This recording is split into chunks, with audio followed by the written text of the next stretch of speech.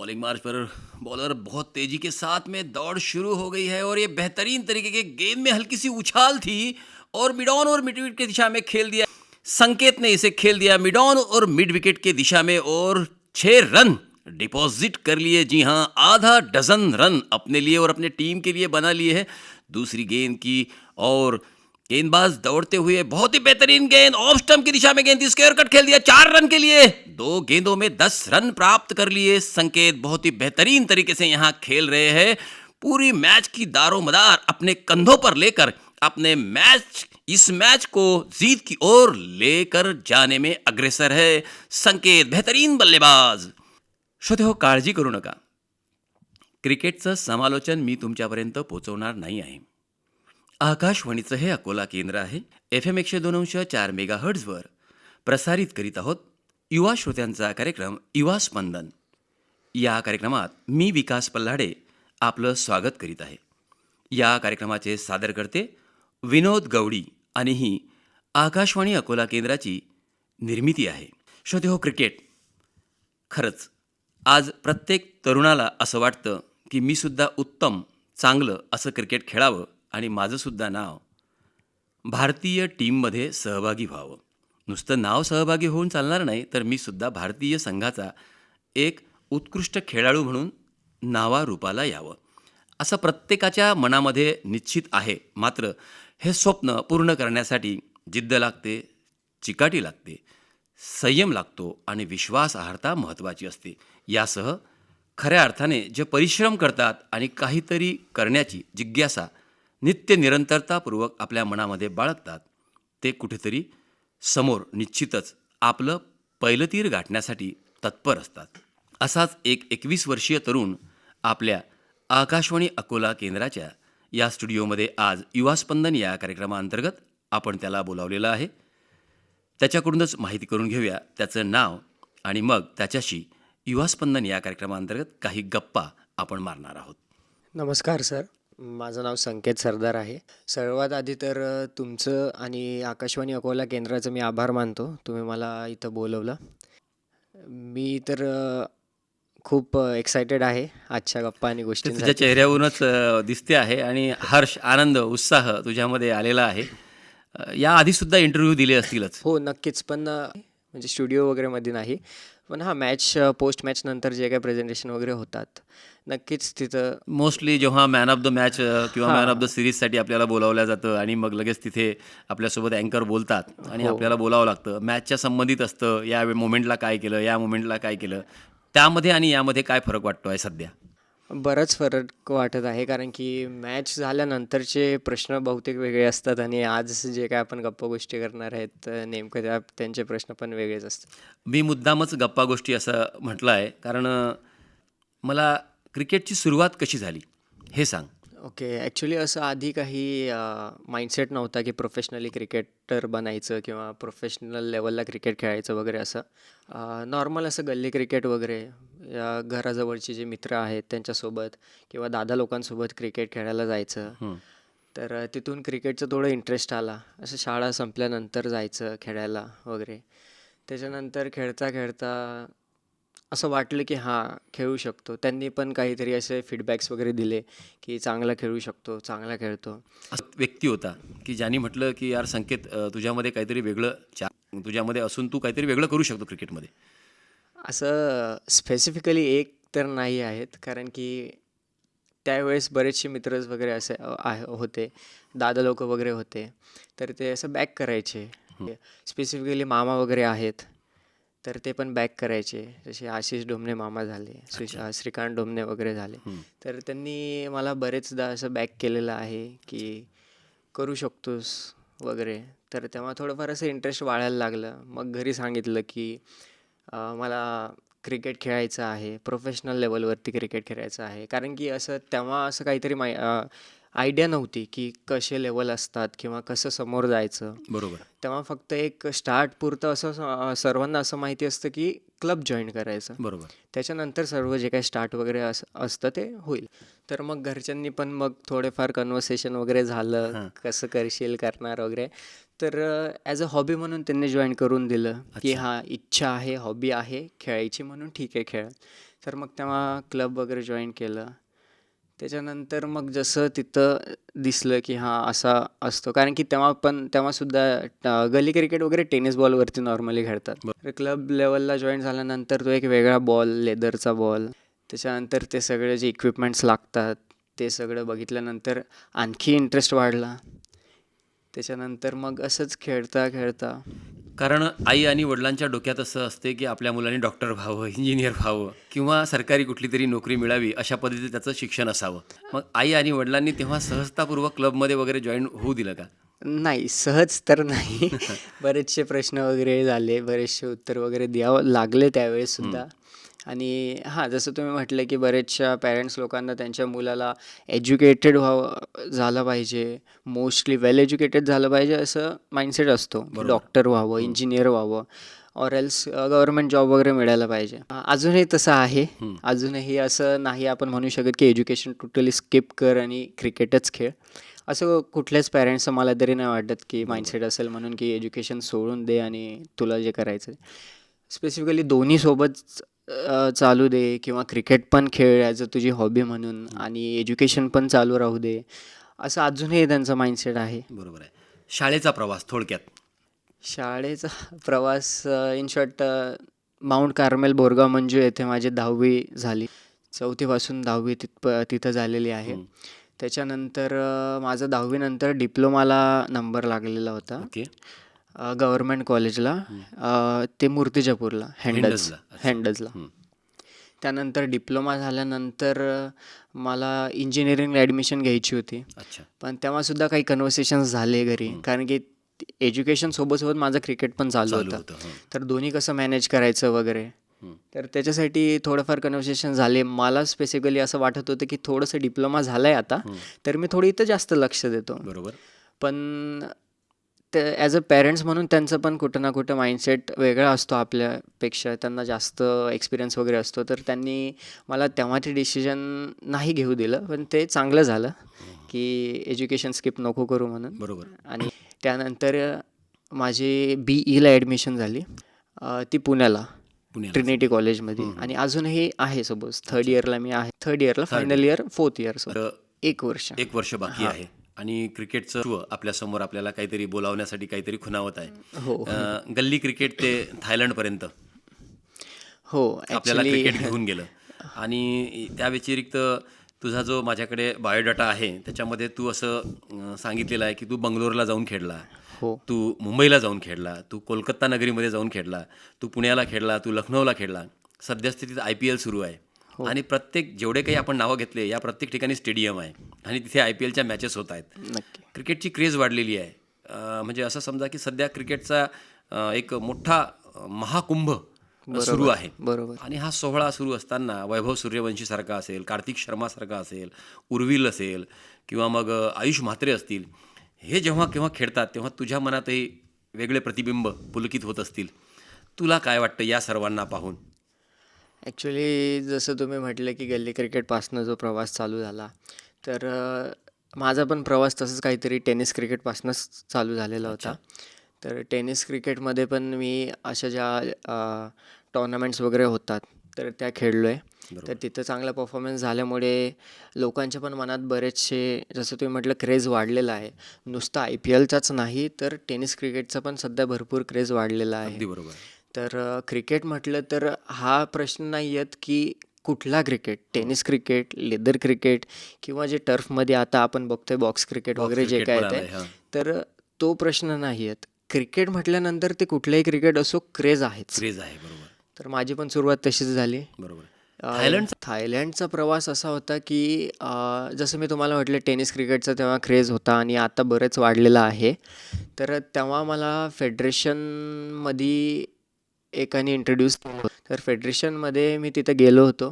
त्यांनी कसं खेळतात, काय खेळतात, त्यांनी इन शॉर्ट माझं ट्रायल घेतलं वगैरे. तर त्यांना वाटलं की काहीतरी की हां, he is doing well and all. तर मग त्यांनी एक थायलंडला सिरीज होती, तर त्याच्यामध्ये थायलंडची टीम वगैरे बरेचशा टीम होत्या. तर तिथं त्यांनी एक असं प्लॅटफॉर्म तयार केलं की जे मुलं टेनिस वगैरे खेळतात त्यांनासुद्धा मोठा प्लॅटफॉर्म काहीतरी मिळायला पाहिजे. लेदर क्रिकेटला तर भरपूर मोठा प्लॅटफॉर्म आहे सध्या. तर असं त्यांचं एक आयडिया होती ते.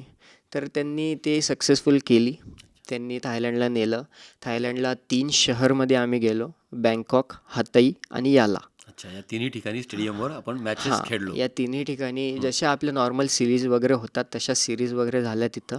हतईला मॅचेस झाल्या, यालाला मॅचेस झाल्या, बँकॉकला मॅचेस झाल्या.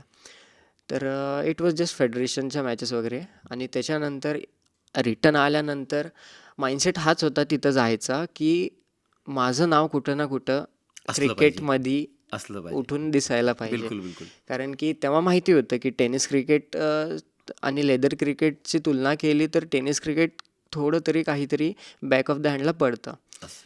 पण तेव्हा मी हा विचार नाही केला बिकॉज क्रिकेटचा क्रेज होता, क्रिकेटची आवड होती. त्यामुळे मग क्रिकेट तिथं जाऊन खेळलो. तिथं जाऊन चांगला परफॉर्मन्स होता. तिथून रिटर्न येताना एक ट्रॉफीसुद्धा हातात होती. अच्छा, तर ट्रॉफी हातात होती बॅटिंगद्वारे की बॉलिंगद्वारे? ॲक्च्युली तिथं माझ्या 3 मॅचेस झाल्या. हां. तर पहिल्या मॅचेसमध्ये तर चान्स नाही मिळाला बिकॉज फ्रेशर आहे, नवीन प्लेयर आहे, तर त्यामुळं थोडं एक्सपिरियन्स वगैरेचं हे होतं. बाकी 2 मॅचेसमध्ये चान्सेस मिळाले. बॉलिंगला पण चान्सेस मिळाले, बॅटिंगलासुद्धा चान्सेस मिळाले. स्पेसिफिकली बॉलिंगमध्ये जरा जास्त परफॉर्मन्स झाला. अच्छा. आणि त्याच्यानंतर जी ट्रॉफी मी म्हटली, ट्रॉफीसुद्धा आली. अच्छा. आणि लव ऑफ टोकन म्हणून त्यांनी थायलंडमध्ये जे होते त्यांनी खूप चांगल्या पद्धतीने आमचं तिथं खूप वेलकमसुद्धा केलं. आणि ॲट द एंड फेअरवेलसुद्धा इन शॉर्ट आपण म्हणू शकतो चांगल्या प्रकारे झालं. ते झाल्यानंतर रिटर्न आल्यानंतर जसं आपण क्रेज बघत आहे तसं क्रेज मी बघत गेलो. तर मला स्विच करायचं होतं. तर मला हा माइंडसेट अगोदरच होता की लेदरवरती स्विच करायचं आहे म्हणून. बिकॉज लेदर क्रिकेट आणि टेनिस क्रिकेटमध्ये कंपॅरिझन नाही. Leather cricket is way greater than tennis and all.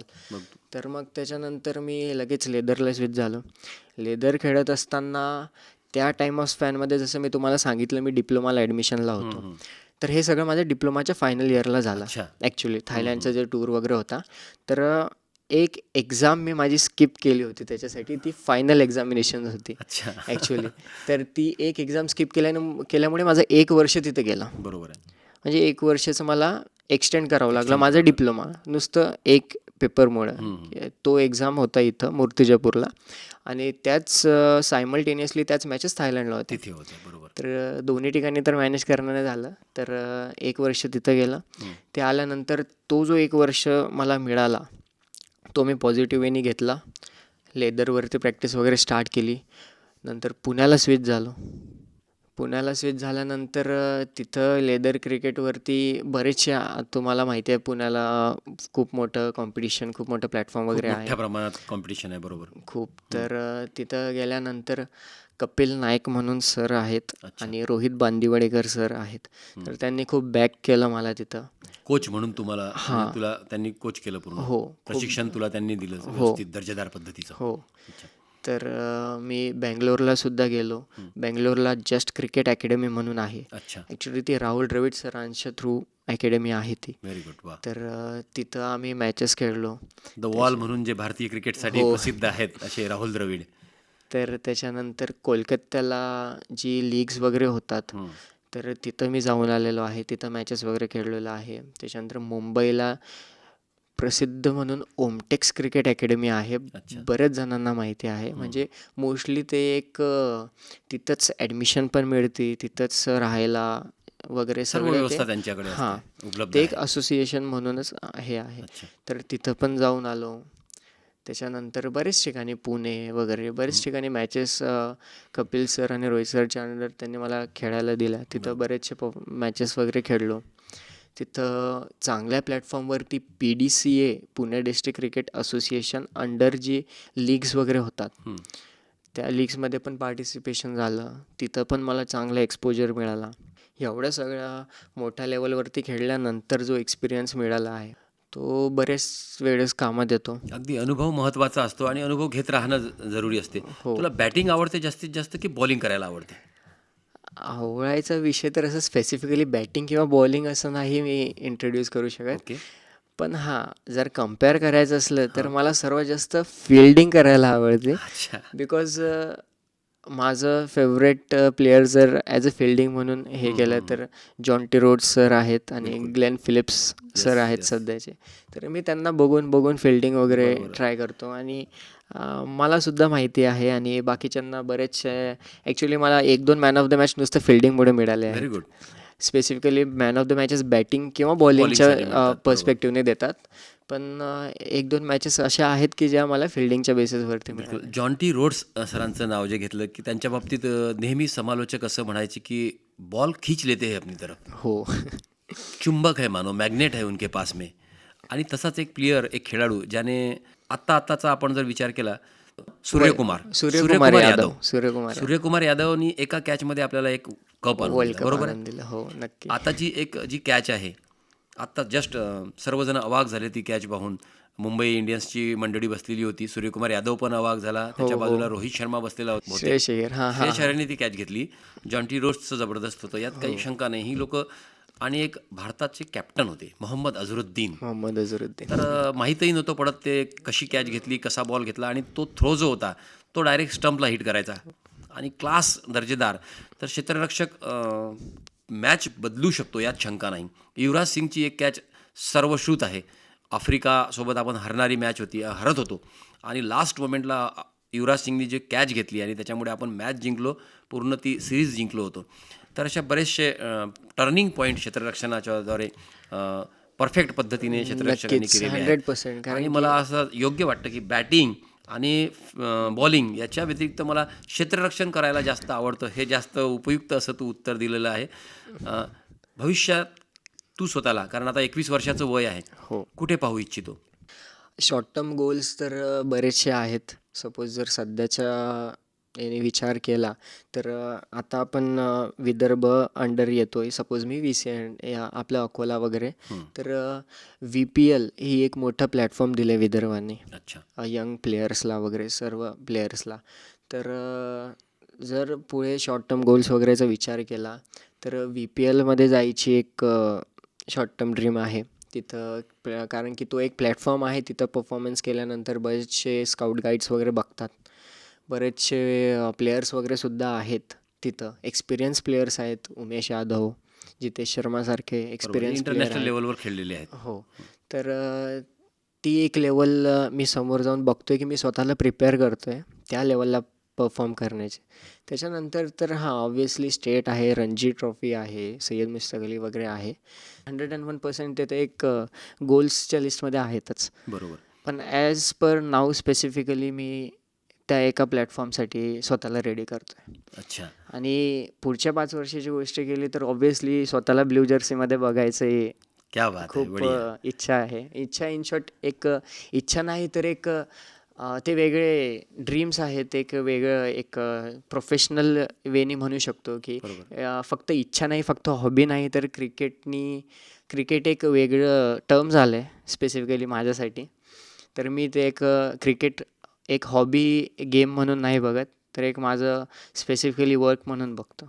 अगदी बरोबर आहे. आणि वर्क इज वर्कशॉप. कर्म ही पूजा आहे आणि त्या दिशेने जर आपण चाललो तर निश्चित पहिलं तीर गाठू शकतो. आपल्या ध्येयापर्यंत आपण पोचू शकतो. कुछ तो पा लिया है, बहुत कुछ बाकी है. तुझ्या बोलण्यामध्ये मला ती जाणीव होते आहे. कुछ तो पा लिया है, बहुत कुछ बाकी है. अभी तो नापी है सिर्फ जमी, पुरा आसमां अभी बाकी है, पुरा आसमां अभी बाकी है. मला असं वाटतं की तू त्या दिशेने धावतो आहे. नक्कीच. चालत नाही आहे तर तू धावतो आहे आणि अकोलासुद्धा वाट पाहील त्या क्षणाची, ज्या दिवशी तू ब्ल्यू जर्सीमध्ये येशील. आणि आम्हालासुद्धा अभिमान होईल की आकाशवाणीच्या अकोला केंद्रामध्ये आलेला संकेत सरदार आज ब्ल्यू जर्सीमध्ये भारताचं नाव रोशन करतो आहे.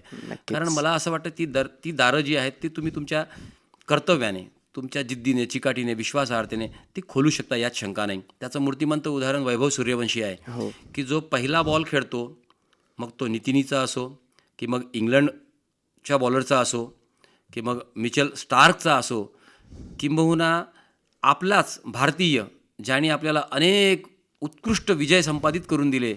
जसप्रीत बुमराहचा बॉल असो, पहिल्याच बॉलवर तो सिक्सर मारतो. वय वर्ष 15. म्हणजे त्याच्यामध्ये जो चमत्कार आहे त्याच्या बॅटमध्ये आणि त्याच्यामध्ये खेळण्याच्या शैलीमध्ये, तर तो चमत्कार आमची अशी इच्छा आहे की तुझ्यामध्ये असावा, असेल, नक्कीच. आणि तू सुद्धा त्या दरवाजांपर्यंत पोचशील. नव्हे तर तू त्याच्यापर्यंत पोचून अकोल्याचं नाव, घराचं नाव, तुझं स्वतःचं नाव मोठं करशील यात शंका नाही. अजून काय मनोकामना आहेत किंवा युवा क्रिकेटर जे आहेत, जे खूप सारा वेळ क्रिकेटमध्ये घालवत आहेत, त्यांना काय सांगशील? कारण खेळ एकीकडे आणि जीवनाचं भविष्य घडवणं एकीकडे, ह्या 2 महत्त्वाच्या बाजू आहेत. ह्या 2 गोष्टी सांभाळणे म्हणजे तारेवरची कसरत आहे. युवकांना सध्या जे आहेत, बालवयात आहेत, किशोर वयात आहेत आणि युवक वयात आहेत, त्यांना काय सांगशील? तुला काय वाटतं? कशा पद्धतीचा समन्वय त्यांनी साधावा आणि क्रिकेटही खेळावं आणि अभ्यास कशा पद्धतीने करावा?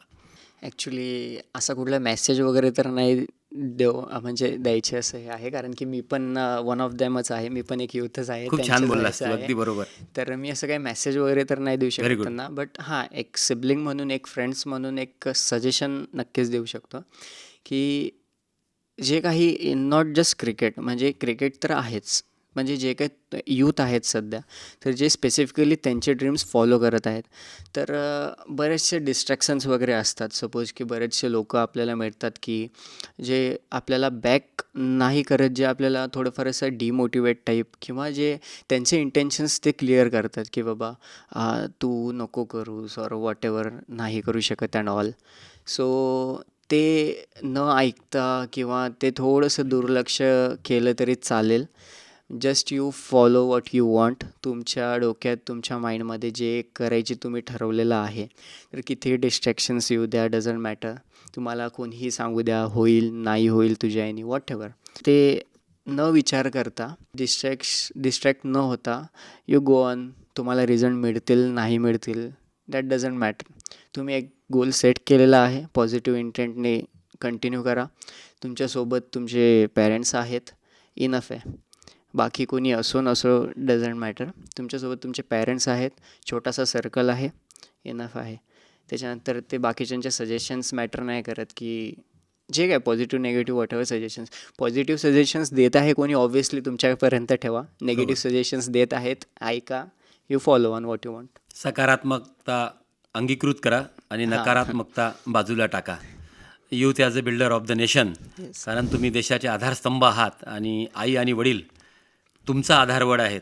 तर आई आणि वडिलांच्या चेहऱ्यावर नित्य निरंतरतापूर्वक तुमच्या कृतीमुळे हास्य असायला पाहिजे. त्यांनासुद्धा फॉलो करा.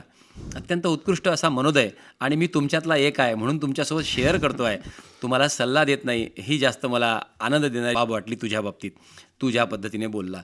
क्रिकेटचं जगत आहे आणि सध्या विश्वच क्रिकेटमय झालेलं आहे.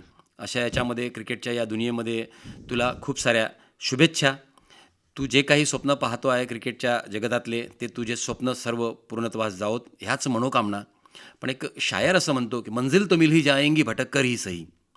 मंजिल तो मिल ही जाएंगी भटक कर ही सही, गुमराह तो वो है जो घर से अभी निकले ही नहीं, जो घर से अभी निकले ही नहीं. तो आप घर से निकले हैं और आपको आपकी जर्नी, आपला जो प्रवास आहे तो खुणावत आहे आणि तो योग्य दिशेने तुम्हाला घेऊन जाईल यात शंका नाही. Health is more important. Health matter करते.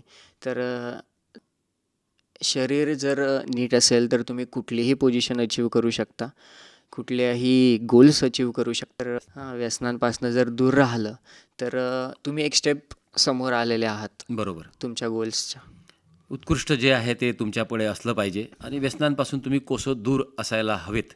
हाही मनोदय अत्यंत उपयुक्त अशा पद्धतीचा तू व्यक्त केला. हो. या कार्यक्रमाअंतर्गत गीत कुठलं ऐकायला आवडेल? आता जसं यूथबद्दल बोलतो आहे, तर आपण मोटिवेशनबद्दल सांगू शकतो त्यांना. तर 83 मूव्ही रिलीज झाली होती ॲक्च्युली, 83. कपिल देव हं, हं, सरांची, हं. जे आपण 83 वर्ल्ड 1983 कप मध्ये जिंकलो वर्ल्ड कप होतो. आणला होता हां, आपण, हां. बरोबर. तर त्याच्यामध्ये लहेरा दो म्हणून एक सॉन्ग आहे. तर स्पेसिफिकली मी हे गाणं का सांगतो आहे, कारण की कुठल्याही एका मॅचच्या अगोदर मी हे गाणं ऐकतो अच्छा. For an motivation. ते गाणं ऐकल्यानंतर ते एक सिनारिओज क्रिएट होतात की बरोबर. How 1983 world cup was one. कसं आपण जिंकलो होतो, कशा पद्धतीने बरोबर. त्यांचे स्ट्रगल्स होते. Yes. तेव्हा इंडियन टीमला कोणी विचारात एवढी घेत नव्हतं. रिस्पेक्ट नव्हतं अगदी देत. बरोबर. तर हां, एक लहरा दो म्हणून ते एक सॉन्ग. चालेल.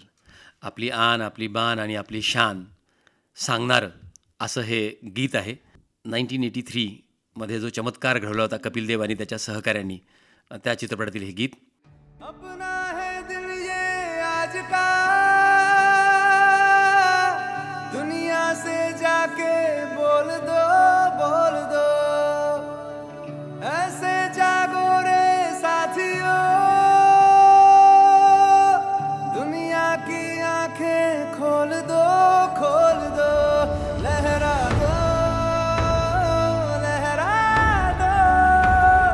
सरकशी का परचम लहरा दो, गर्दिश में फिर अपनी सरजमी का परचम लहरा दो, लहरा दो, सरकशी का परचम लहरा दो, गर्दिश में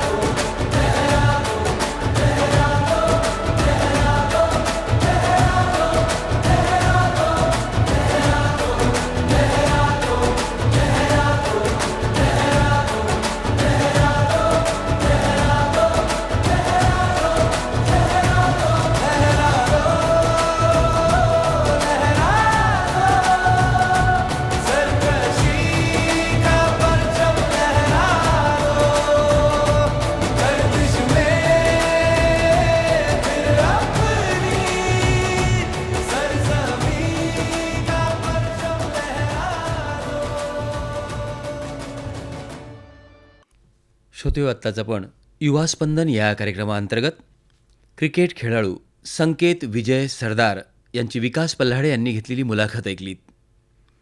या कार्यक्रमाचे सादरकर्ते होते विनोद गवडी आणि ही आकाशवाणी अकोला केंद्राची निर्मिती होती.